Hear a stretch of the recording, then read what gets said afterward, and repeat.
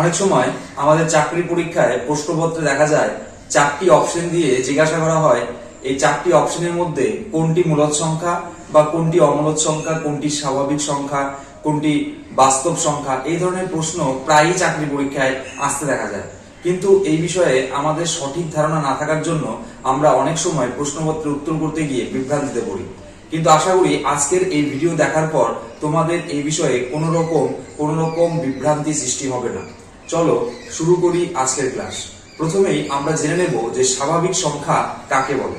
দেখো, স্বাভাবিক সংখ্যা ইংরেজিতে বলে ন্যাচারাল নাম্বার। ইংরেজিতে স্বাভাবিক সংখ্যাকে বলা হয় ন্যাচারাল নাম্বার। কি বলছে স্বাভাবিক সংখ্যা?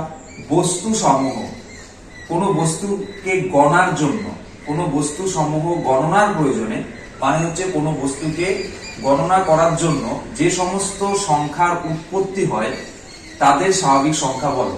তাহলে বস্তুকে গোনার জন্য যে সমস্ত সংখ্যার উৎপত্তি হয়েছে তাদেরকে বলা হয় স্বাভাবিক সংখ্যা। যথা দেখো, উদাহরণ হলো 1 থেকে শুরু করবো, 1, 2, 3, 4, 5 এইভাবে করতে করতে যতদূর যাওয়া যাবে সবই স্বাভাবিক সংখ্যার উদাহরণ। অবশ্যই মাথায় রাখবো যে 0 কিন্তু স্বাভাবিক সংখ্যা নয়। 0 স্বাভাবিক সংখ্যা নয়, স্বাভাবিক সংখ্যা নয়। এরপরে দেখো, আমরা শিখবো হচ্ছে অখণ্ড সংখ্যা। অখণ্ড সংখ্যা কোনগুলোকে বলে?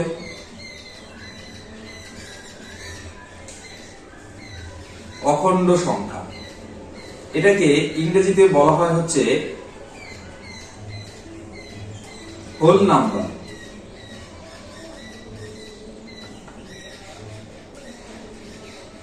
এই অখণ্ড সংখ্যা কোনগুলি?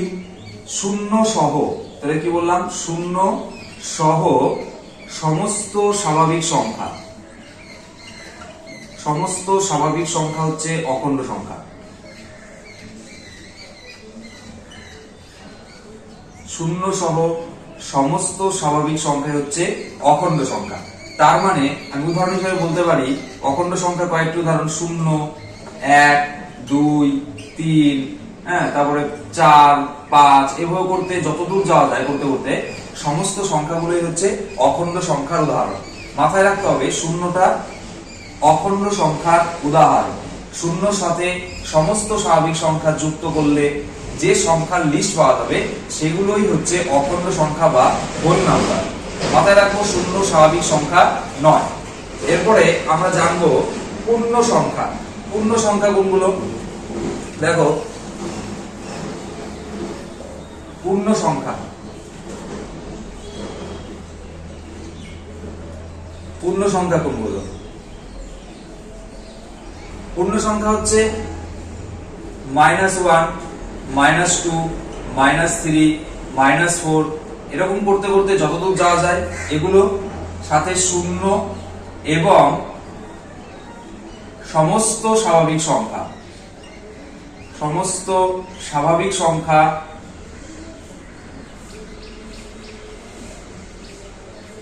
স্বাভাবিক সংখ্যা হচ্ছে পূর্ণ সংখ্যা। তাহলে পূর্ণ সংখ্যা কাকে বলে? যে -1, -2, -3, -4 এরকম করতে করতে যতদূর যাওয়া যাবে, যত ঋণাত্মক সংখ্যাগুলো আছে এরকম সবগুলো, এবং 0 তার সাথে যত স্বাভাবিক সংখ্যা আছে। তাহলে কি বলতে পারি? কোনগুলোকে পূর্ণ সংখ্যা বলবো? -1, -2, -3 ডট ডট ডট ডট, -0, -1, -2, -3, -4 এই সমস্তগুলো হচ্ছে পূর্ণ সংখ্যার উদাহরণ। এখানে কোনো সমস্যা হলো না। পূর্ণ সংখ্যা হচ্ছে -1, -2, -3, -4 এভাবে যতদূর যাওয়া যাবে সবই 0 এবং যত স্বাভাবিক সংখ্যা আছে সবই পূর্ণ সংখ্যার উদাহরণ। আর ইংরেজিতে পূর্ণ সংখ্যাকে ইন্টিগার বলা হয়। ইন্টিগার বলা হয়, এটা মনে রাখবে। এরপরে দেখো, আমরা শিখবো গুরুত্বপূর্ণ সংখ্যা মূলদ সংখ্যা। মূলদ সংখ্যা কাকে বলে? মূলদ সংখ্যা কাকে বলে?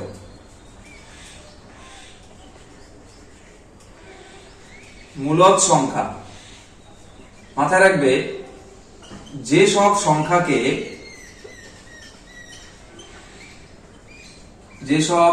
সংখ্যাকে p/q আকারে আকারে লেখা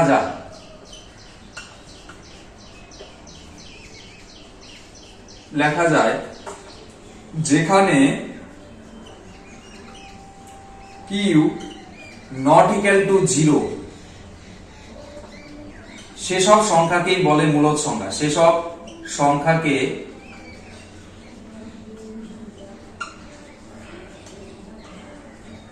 মূলদ সংখ্যা বলে। দেখো, এই মূলদ সংখ্যার সংজ্ঞার সাথে সাথে আমাদের আর কয়েকটি জিনিস মনে রাখলে মূলদ সংখ্যাগুলোকে বের করতে খুব সহজ হবে। আমি আবার বলছি, মূলদ সংখ্যা কাকে বলে? যেসব সংখ্যাকে পি বাই কিউ আকারে লেখা যায়, যেখানে কিউ নট ইকুয়াল টু 0, সেই সব সংখ্যাকে মূলদ সংখ্যা বলে। এবার মনে রাখবে কয়েকটি জিনিস, যে প্রথমত মনে রাখবে আবৃত দশমিক। আবৃত দশমিক সংখ্যা হচ্ছে মূলদ সংখ্যা। আবৃত দশমিক সংখ্যাটা হচ্ছে মূলদ সংখ্যা। দ্বিতীয়ত মাথায় রাখবো পূর্ণবর্গ সংখ্যার বর্গমূল। পূর্ণবর্গ সংখ্যার বর্গমূল অবশ্যই কি? মূলদ সংখ্যা। তারপরে তৃতীয়ত মাথায় রাখবো সসীম দশমিক যুক্ত সংখ্যা। সসীম দশমিক যুক্ত সংখ্যা। আর চতুর্থত মনে রাখবো সমস্ত পূর্ণ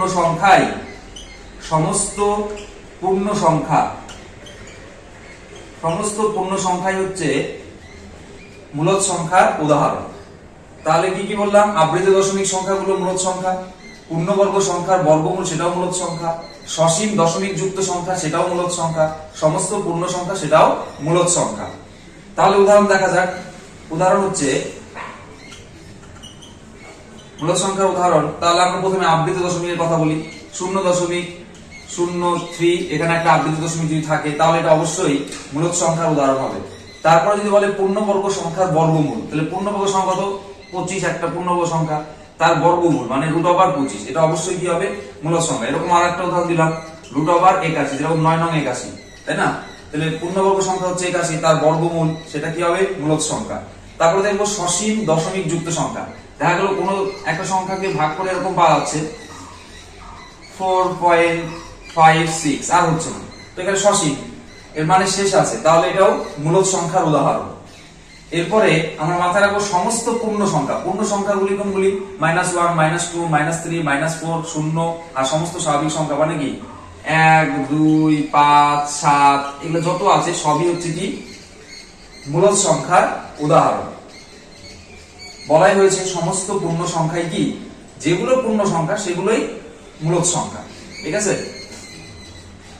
এরপরে দেখো, আমরা জানবো অমূলদ সংখ্যা কোনগুলি।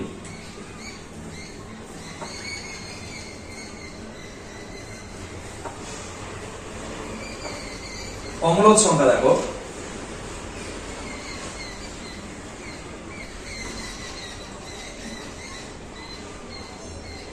অমূলদ সংখ্যা। তো অমূলদ সংখ্যা কোনগুলি? যে সংখ্যাকে পি বাই কিউ আকারে লেখা যায়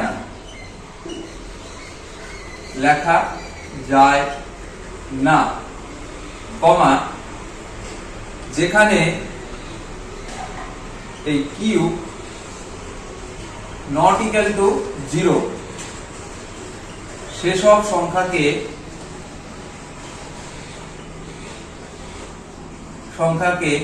অমূলদ সংখ্যা বলা হয়।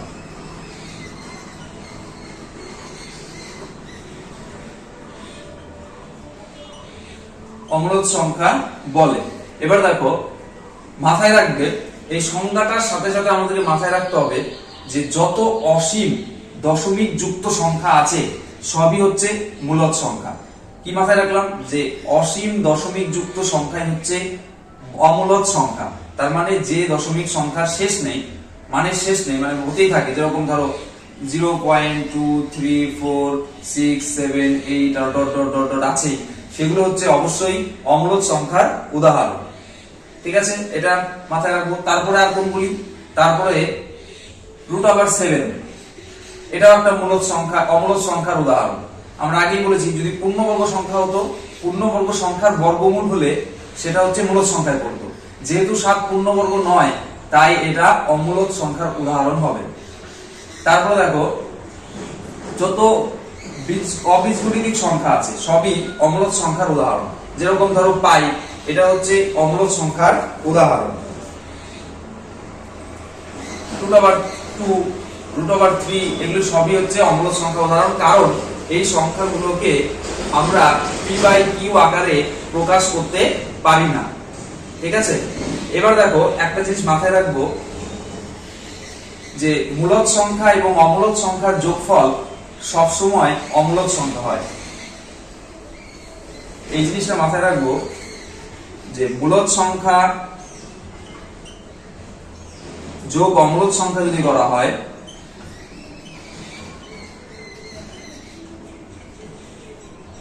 তাহলে সবসময়ই অমূলদ সংখ্যা তৈরি হয়,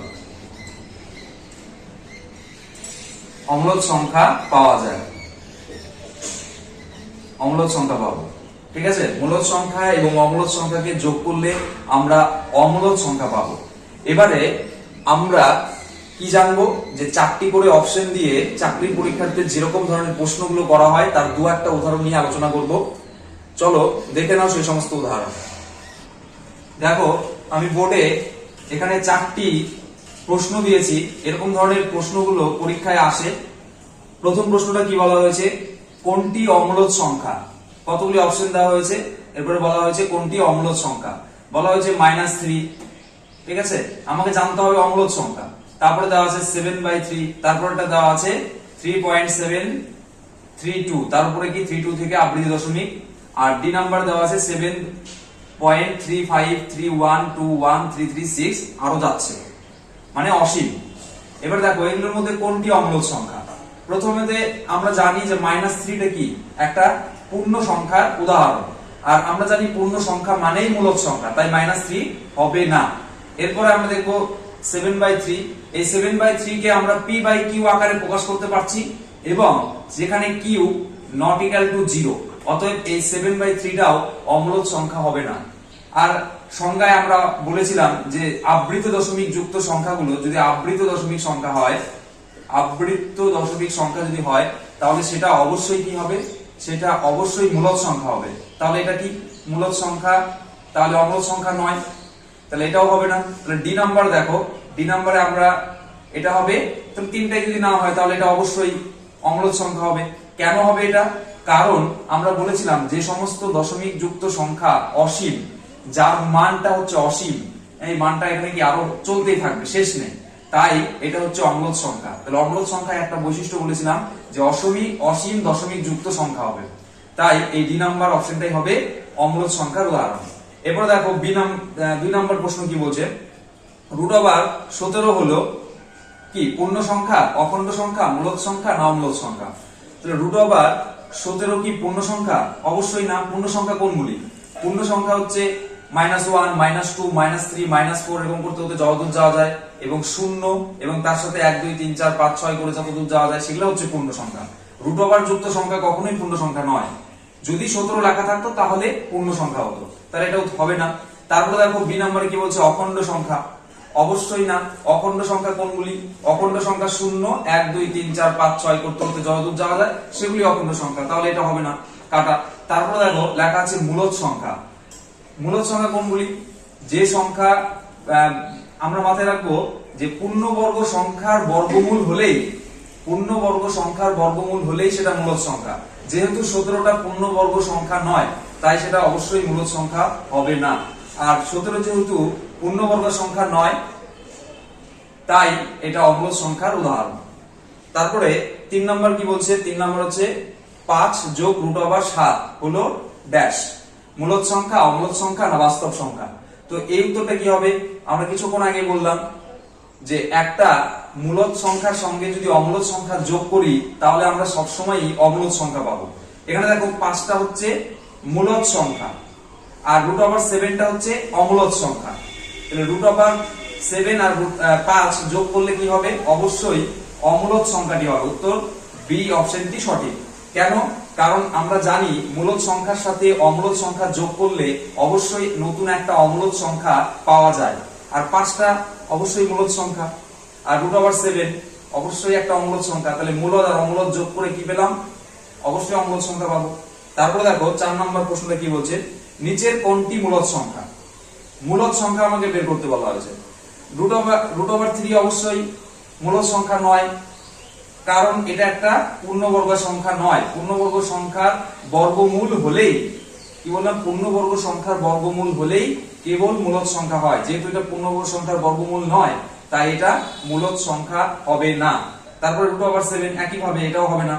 তারপরে 3/2 এটা অবশ্যই কি মূলদ সংখ্যার উদাহরণ, কারণ এখানে p/q আকারে প্রকাশ করা যাচ্ছে এবং কিউটা নট ইকুয়াল টু 0। ঠিক আছে, তাহলে সি নাম্বার অপশনটি সঠিক। আর ডি নাম্বারটা তো হবেই না, কারণ আমি আগেই বলা হয়েছে যত অবীজগাণিতিক সংখ্যা আছে সবই অমূলদ সংখ্যার মধ্যে পড়বে। এই ছিল তোমাদের আজকের ক্লাস। আমাদের ভিডিওটি কেমন লাগলো অবশ্যই মন্তব্য করে জানাবে, আর এরপরে দেখা হবে নতুন কোনো ভিডিওতে।